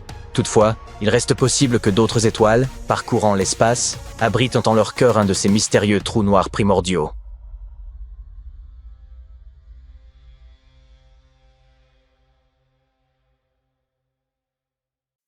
D'où nous nous trouvons, le Soleil semble très calme et paisible, mais comme les êtres humains, et tous les êtres vivants de la planète d'ailleurs, le Soleil possède ses propres phases et entre parfois en activité. Les conséquences sont bien plus importantes et chaotiques lorsque le Soleil devient hyperactif. Zoomons pour voir ce qui se passe là-haut. L'une des façons de mesurer l'activité de notre étoile est de compter les taches solaires à sa surface. Les taches solaires sont des zones sombres qui se forment lorsque le champ magnétique du Soleil est soumis à une forte activité. C'est simple, plus il y a de taches solaires, plus l'activité du Soleil est intense. Et il semble que le Soleil ait fait la fête comme jamais ces derniers temps. Le nombre de taches solaires observées par les scientifiques est le plus élevé observé depuis près de 21 ans. En juin, 163 taches solaires sont apparues à la surface du Soleil. La dernière fois qu'autant de zones sombres ont été dénombrées sur le Soleil, c'était en septembre 2002, avec 187 taches. Oh, il semblerait que cette fête chaotique se rapproche doucement de son point maximal, ce que l'on appelle le maximum solaire. Comment tout cela se produit-il ? Le champ magnétique du Soleil est puissant et organisé d'une certaine manière.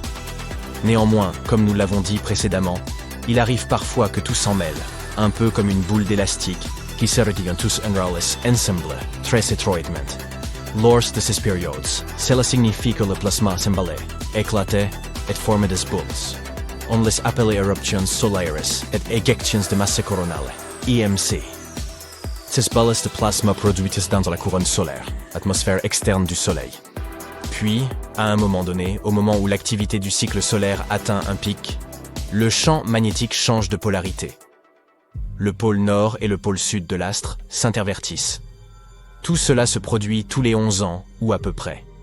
Ainsi, lorsque le Soleil entre dans cette phase où il devient très actif, il projette des bulles de plasma chaudes, taches sombres aussi grandes que des planètes, et libère de puissantes éruptions d'énergie et de radiation. Lorsque l'activité du Soleil devient de plus en plus intense, il se passe quelque chose de fascinant. Une proéminence de la couronne polaire, PCP. Phénomène parfois appelé cascade de plasma. Il s'agit d'une mini-éruption de plasma qui se déclenche sur le Soleil et qui semble vouloir fuir, mais le champ magnétique du Soleil l'attire avant qu'elle ne puisse s'échapper dans l'espace. Cette cascade de plasma est vraiment spectaculaire. Elle peut s'élever jusqu'à 32 000 km au-dessus de la surface. C'est comme si vous empiliez 8 terres l'une sur l'autre. Ensuite, il y a ce qu'on appelle un vortex polaire. Il s'agit d'un gigantesque halo de plasma qui tourne très rapidement autour du pôle nord du Soleil. Ce tourbillon se forme lorsqu'un grand filament de plasma se détache et tourne avant de retomber vers la surface, un peu comme une cascade de plasma. Les scientifiques ne savaient pas pourquoi ce plasma reste si longtemps au-dessus de la surface du Soleil. Parmi les exemples d'éjection de masse les plus intéressants, il convient de citer une EMC géante en forme de papillon en mars de cette année.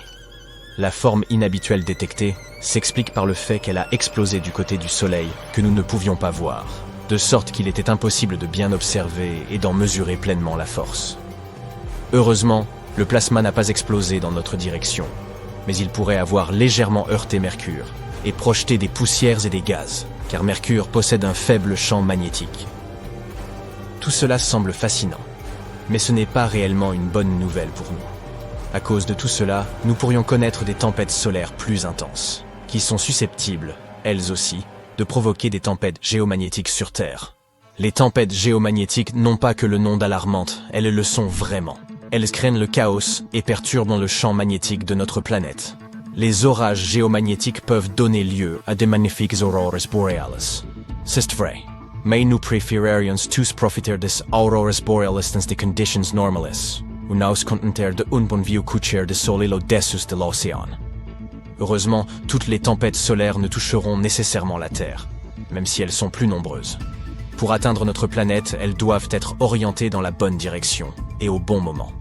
Cela dit, si cela se produisait, la tempête pourrait ioniser la haute atmosphère et on pourrait dire au revoir à la communication. Cela pourrait en effet provoquer des pannes temporaires pour des systèmes tels que le GPS et la radio, ce qui n'est pas nécessairement un gros problème en soi, mais qui pourrait s'avérer très dangereux s'il se produisait au mauvais moment, comme lors d'un tsunami ou d'un tremblement de terre. Les tempêtes peuvent également endommager les infrastructures électriques, telles que les lignes ferroviaires et les réseaux électriques. Si vous prenez l'avion à ce moment-là, vous risquez d'être exposé à des niveaux de radiation plus élevés. On ne sait pas encore exactement quel serait le danger pour vous, mais cela pourrait être un problème sérieux pour les astronautes dans l'espace. Lorsque les tempêtes solaires perturbent le champ magnétique, cela peut affecter les migrations de certains animaux, comme les tortues de mer, les baleines et les oiseaux. Étant donné que tout dans le règne animal suit généralement l'ordre naturel des choses, qui sait comment ces animaux traverseraient ou même survivraient à de tels changements. Et lorsque le Soleil est au maximum de son activité, les satellites dans l'espace sont également en difficulté. Nous avons plus de satellites dans l'espace que jamais auparavant. Or, lorsque l'atmosphère externe devient plus dense à cause de tous ces changements, les satellites peuvent être poussés dans différentes directions, risquant de s'écraser les uns contre les autres, ou même retomber sur Terre. Ces phénomènes n'y sont que dans les films avec des super-héros qui peuvent faire face à ce genre de problème.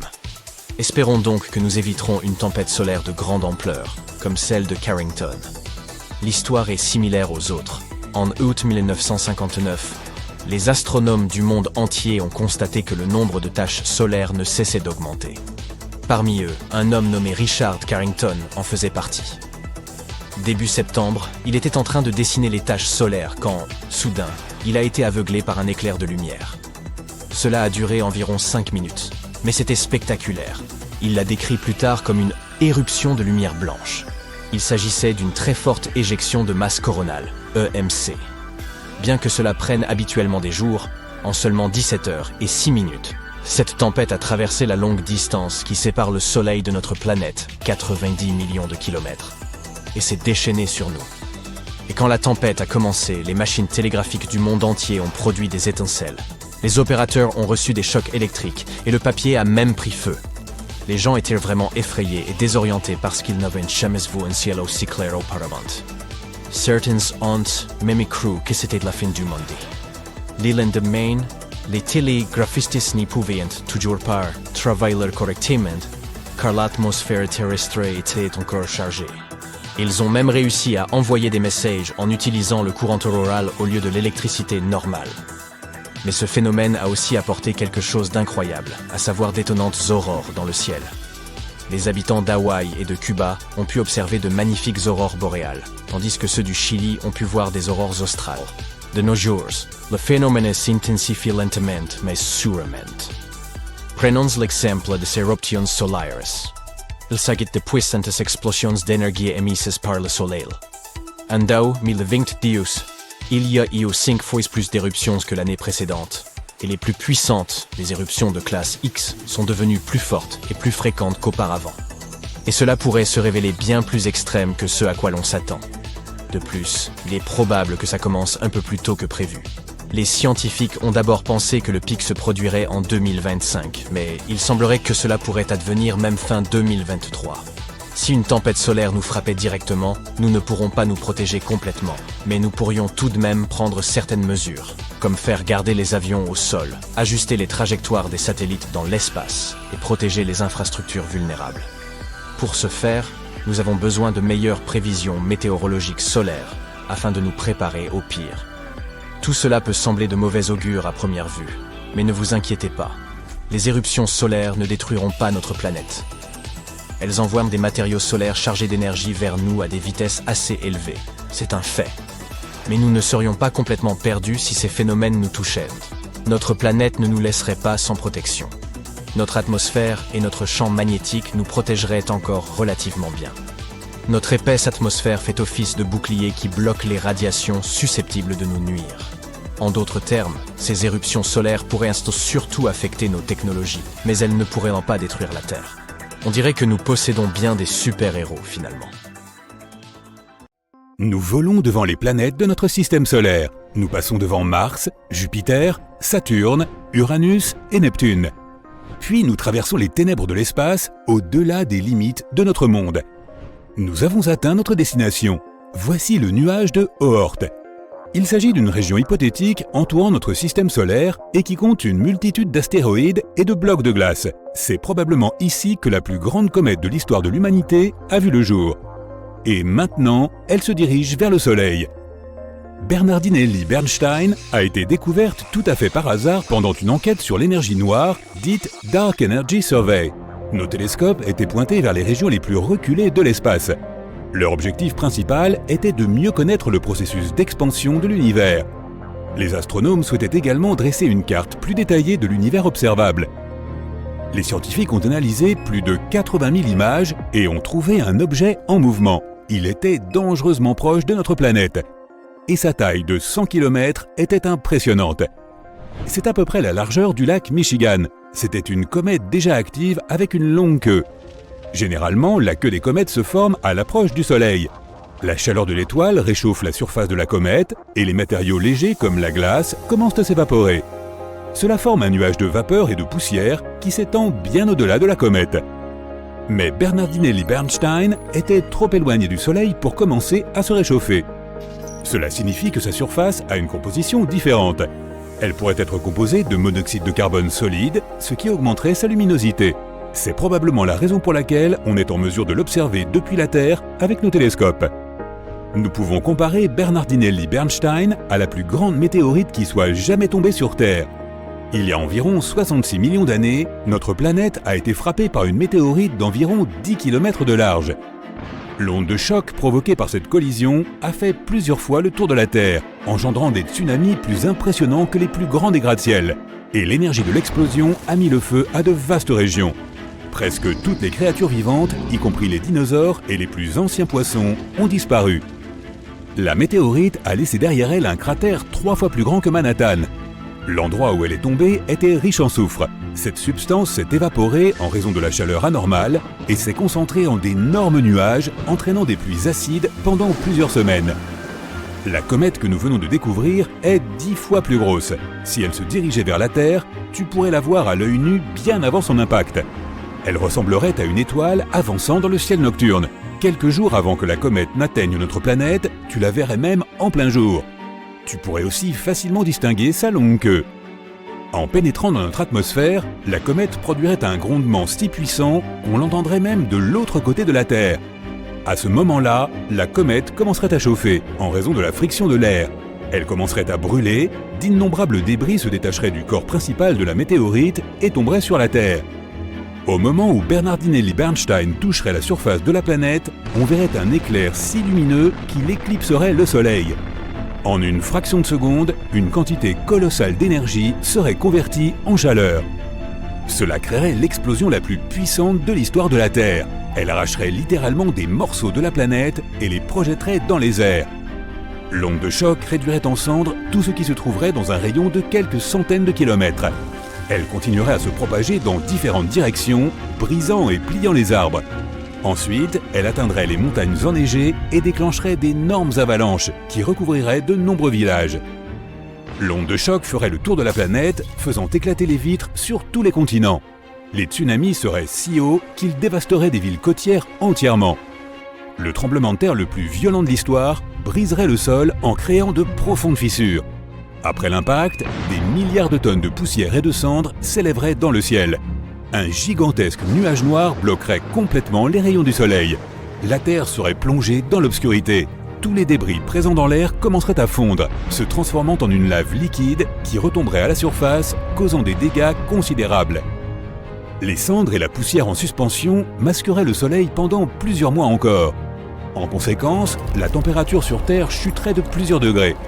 Même s'ils parvenaient à se réfugier dans de profonds abris et bunkers, les gens, ainsi que tous les autres organismes vivants de la planète, auraient peu de chances de survivre à cet événement. Heureusement, Bernardinelli Bernstein ne risque pas de s'approcher de la Terre de sitôt. Pour l'instant, la comète se trouve à environ 20 unités astronomiques du Soleil. Cela représente 20 fois la distance entre la Terre et le Soleil. Cela signifie que la comète va bientôt croiser l'orbite d'Uranus. En 2031, elle sera à 11 unités astronomiques de notre étoile. C'est juste à l'extérieur de l'orbite de Saturne. À ce moment, Bernardinelli Bernstein sera au plus proche du Soleil. Puis elle retournera vers les confins du système solaire. Mais la comète ne manquera pas de revenir. Elle s'éloignera du Soleil et ralentira jusqu'à ce que la gravité de l'étoile la tire en arrière. Ensuite, elle fera un autre tour autour de notre système solaire, mais cela prendra environ 3 millions d'années. Pour l'instant, ce sont d'autres météorites dont nous devons nous préoccuper. Par exemple, 3200 Phaéton. Elle croise les orbites de Mars, de la Terre, de Vénus et de Mercure. Puis elle fait le tour du Soleil et revient. Ce cycle dure environ 523 jours.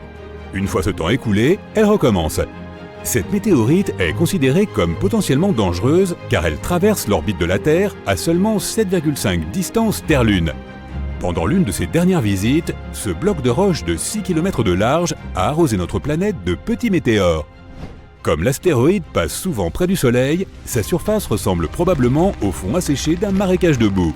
Elle est couverte d'écailles et de fissures. Lorsqu'elle passe devant la Terre, ces écailles se détachent et entraînent des pluies de météores. Mais le plus gros astéroïde potentiellement dangereux est 1999 JM8. Il a une taille équivalente à 77 terrains de football. Il passe devant la Terre à environ 9 distances Terre-Lune. Il s'approchera le plus près de notre planète en août 2137. Si une telle météorite venait à percuter la Terre, un continent entier pourrait être anéanti. Le reste du monde serait dévasté par d'immenses tsunamis, mais survivrait à l'événement. Alors naturellement, les scientifiques réfléchissent aux moyens de prévenir une telle catastrophe. La première solution est une gigantesque explosion contrôlée. Selon l'une des lois de la physique, si l'on applique une force dans une direction, elle provoquera une réaction dans la direction opposée. Donc si nous repérons un astéroïde sur le point d'entrer en collision avec la Terre, ce que nous devons faire, c'est envoyer une fusée vers lui. De cette façon, nous produirons une explosion contrôlée, pas à l'intérieur, mais juste au-dessus de sa surface. L'explosion sera dirigée vers le haut et l'astéroïde se déplacera vers le bas. Ce minuscule décalage sera suffisant pour modifier sa trajectoire, et il passera devant la Terre sans la toucher. Une autre solution consiste à envoyer un objet lourd, comme un vaisseau spatial, vers l'astéroïde. Les objets lourds possèdent leur propre gravité. Le vaisseau spatial devra donc voler tout près de la météorite qui l'attirera vers sa surface. Mais les moteurs du vaisseau spatial résisteront. Il commencera à tirer l'astéroïde dans la direction opposée. Cela changera sa trajectoire et notre planète restera intacte. Nous pouvons aussi percuter l'astéroïde avec le vaisseau spatial. Et paf! Nous pourrions également construire une station spatiale comme l'ISS. Elle serait équipée de tout un tas d'énormes loupes. Nous enverrions la station au plus près du Soleil et nous commencerions à chercher des astéroïdes potentiellement dangereux. Puis nous orienterions toutes les lentilles de façon à ce que les rayons du Soleil soient concentrés sur l'immense rocher. La chaleur commencerait à vaporiser la matière à la surface de l'astéroïde. C'est là que la physique entrerait à nouveau en jeu. La matière s'évaporerait vers le haut et l'astéroïde se déplacerait vers le bas. On pourrait aussi envelopper l'astéroïde dans un film réfléchissant, quelque chose comme du papier d'aluminium. Habituellement, les corps spatiaux absorbent la plupart des rayons du Soleil. Mais si l'astéroïde était recouvert de papier d'aluminium, les rayons se réfléchiraient sur sa surface. Cela créerait une faible force de poussée et ce serait suffisant pour éviter la collision. Et bien sûr, nous pourrions fixer des moteurs de fusée sur l'astéroïde. De cette façon, nous pourrions non seulement modifier sa trajectoire, mais aussi la contrôler. Mais cela dépendrait de sa taille et du nombre de moteurs nécessaires. Ensuite, nous pourrions utiliser ce gros rocher pour détruire d'autres astéroïdes plus dangereux. Des nuages de feu et de fumée s'élèvent et la fusée décolle. La Delta IV Heavy est l'une des fusées les plus puissantes jamais construites. 3 énormes moteurs brûlent des tonnes de carburant, ce qui permet au vaisseau spatial de prendre de l'altitude. Les 2 boosters latéraux se détachent et laissent le booster central pour la suite de l'ascension. Une fois en orbite, la fusée libère sa cargaison. Voici la sonde Parker Solar Probe, le premier vaisseau spatial à toucher le Soleil. Et nous allons suivre son voyage étape par étape.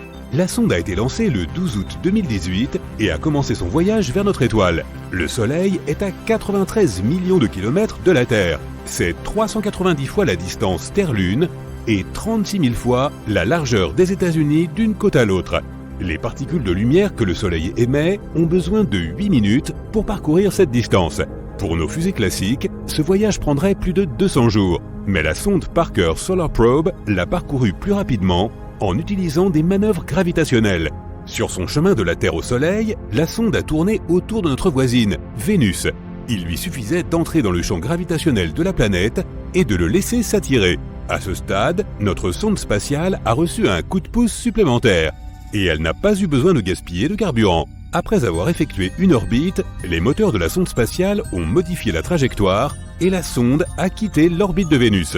Elle a reçu suffisamment d'accélération pour se rendre jusqu'au Soleil. Et le 5 novembre 2018, la sonde Parker Solar Probe a effectué sa première approche du Soleil. Avant de toucher sa surface, la sonde a d'abord dû entrer dans l'orbite de l'étoile. Pour y parvenir, elle a effectué encore plus de manœuvres gravitationnelles. Ce n'est qu'ensuite qu'elle a commencé à tourner autour du Soleil, l'objet le plus lourd du système solaire, et dont la gravité est la plus puissante. Ainsi, celui-ci a donné à la sonde une incroyable accélération à chaque passage. La sonde solaire Parker se déplaçait constamment entre 2 points. Ce sont le périhélie et l'aphélie. Regarde, voici le Soleil et voici l'orbite de la sonde en forme d'ellipse. Le point le plus proche du Soleil est le périhélie. Le Soleil attirait la sonde à une vitesse incroyable. À ce moment, la sonde a commencé à s'éloigner de l'étoile. Elle avait encore beaucoup de vitesse et d'énergie, mais elle luttait contre la force gravitationnelle de l'étoile. Donc, elle a progressivement ralenti. Le point où la sonde a perdu toute son accélération s'appelle l'aphélie. La force gravitationnelle de l'étoile l'a emportée et la sonde a commencé à revenir vers le Soleil en reprenant de la vitesse. La sonde a effectué plusieurs cercles en suivant une orbite stable, mais son orbite s'est à nouveau croisée avec celle de Vénus. Une nouvelle manœuvre gravitationnelle. Après cela, la trajectoire de la sonde Parker Solar Probe s'est légèrement modifiée et elle a gagné en vitesse. Le point de périhélie de son orbite est maintenant plus proche du Soleil. La sonde a effectué plusieurs autres cercles en suivant cette nouvelle orbite. Puis à nouveau, elle s'est approchée de Vénus, une autre approche du Soleil. Chaque rencontre avec Vénus a permis de corriger la trajectoire de la sonde et de réduire progressivement sa distance par rapport à notre étoile. En avril 2021, la sonde Parker Solar Probe s'est finalement approchée du Soleil au point de toucher sa couronne. Bien que la distance réelle entre la sonde et le Soleil ait été de 8,5 millions de kilomètres, cela a tout de même été considéré comme un contact. Regardons la structure de notre étoile en la coupant en deux. Voici le noyau du Soleil. Il fait environ un quart de sa largeur.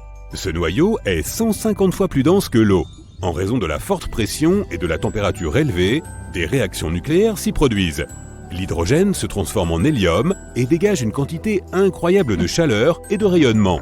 La couche suivante est la zone de rayonnement. C'est là que la chaleur est transférée du noyau aux couches suivantes. Mais ici, les photons ne se déplacent pas vers l'extérieur. Ils peuvent être dirigés n'importe où et réémis de nombreuses fois.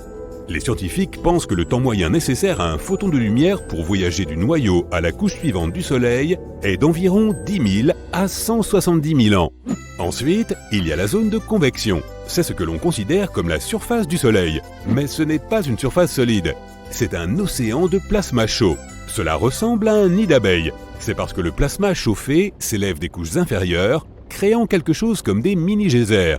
Et tandis qu'il est encore chaud au milieu de ces geysers, les bords se refroidissent, ce qui crée un incroyable motif à la surface du Soleil.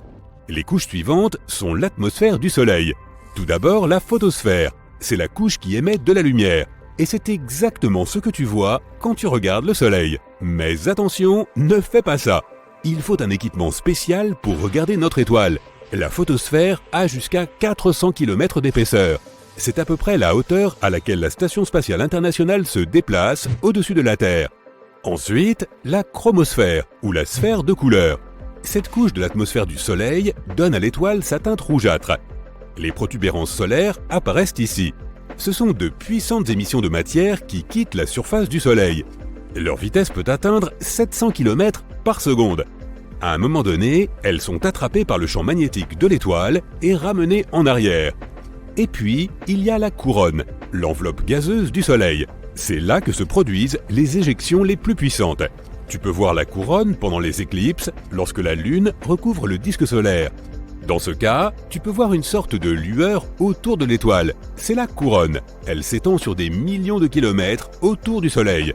Et la sonde Parker Solar Probe a touché précisément cette zone. C'est là que la matière et le rougeoiement solaire sont encore soumis à la gravité de l'étoile et ne s'envolent pas dans l'espace. Et tout ce qui se trouve au-delà de cette zone est le vent solaire. Ce sont les matériaux et les radiations qui parviennent à échapper à la gravité du Soleil et s'envolent vers l'espace. La sonde solaire Parker a surpris les astronomes en fournissant plus d'informations sur cette frontière. Il s'avère qu'il ne s'agit pas d'un mur circulaire parfait comme nous le pensions.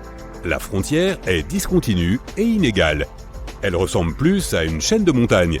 Ces régions bosselées ont cette forme à cause du flux irrégulier de plasma provenant de la surface du Soleil. Plus ce flux est important et puissant, plus la frontière est éloignée de la surface de l'étoile. Mais les scientifiques ne savent pas encore ce qui cause exactement cette différence. Après avoir effectué le survol du Soleil, la sonde Parker Solar Probe a poursuivi son voyage et a recommencé à s'éloigner de l'étoile. Les chercheurs s'attendent à 4 autres approches en 2022. En août 2023, la sonde effectuera un survol de Vénus. Elle gagnera en vitesse et s'approchera du Soleil à une distance record. Le prochain survol de Vénus aura lieu en 2024. Avec un peu de chance, la sonde Parker Solar Probe sera capable de résister aux températures élevées et aux radiations à proximité du Soleil. Heureusement, les scientifiques ont pris soin de cela. La sonde a un bouclier solaire. Il est fixé sur le côté de la sonde qui fait face à l'étoile. Il a la taille d'une fenêtre de maison et une épaisseur de 10 cm. Il est fait d'un matériau spécial qui peut résister à une température d'environ 1370 degrés Celsius. C'est presque 6 fois plus élevé que la température d'un four de cuisine classique. Le corps de la sonde est fait d'un matériau blanc qui reflète la lumière du Soleil. Tout l'équipement scientifique est placé au centre de l'ombre de ce bouclier. Si les rayons du Soleil frappent de près le corps non protégé de la sonde, tous les équipements seront hors d'usage en quelques dixièmes de seconde. La sonde solaire Parker est équipée d'un instrument d'investigation des champs électromagnétiques. Il s'agit d'un système permettant de mesurer les champs électriques et magnétiques, les ondes radio, la température et la densité du plasma. L'imageur à grand champ de la sonde Parker Solar Probe, ou WISPER, est un télescope optique, celui-là même qui a pris ces images étonnantes du plasma en mouvement dans la couronne de l'étoile. Ces courants sont ce que tu vois pendant les éclipses solaires. L'enquête sur les protons et les électrons du vent solaire mesure les protons, les électrons et les ions d'hélium. Elle aide les scientifiques à étudier les vents solaires. Elle nuit souvent à notre technologie. Des éruptions inattendues à la surface du Soleil provoquent de graves vents solaires. Ils peuvent brûler les puces des satellites en orbite autour de la Terre. Étant donné que nous avons l'ISS, où des gens travaillent en permanence, nous devons en savoir plus sur les vents solaires et sur la façon de nous en protéger. Alors que la sonde Parker Solar Probe poursuit ses recherches, elle a déjà établi plusieurs records mondiaux. C'est l'objet fabriqué par l'homme le plus proche du Soleil. C'est aussi le détenteur du record de vitesse. Lors de son approche finale du Soleil, la sonde a atteint une vitesse de 162 km par seconde. Cela signifie qu'elle pourrait couvrir la distance entre New York et Los Angeles en seulement 24 secondes. Et un voyage autour de la Terre prendrait environ 4 minutes. Un voyage vers la Lune dans un vaisseau spatial de ce type ne prendrait que 40 minutes. En 2025, la sonde Parker Solar Probe s'approchera au plus près du Soleil, atteignant une vitesse d'environ 690 000 km/h. Mais même cette vitesse ne représente que 0,064% de la vitesse de la lumière.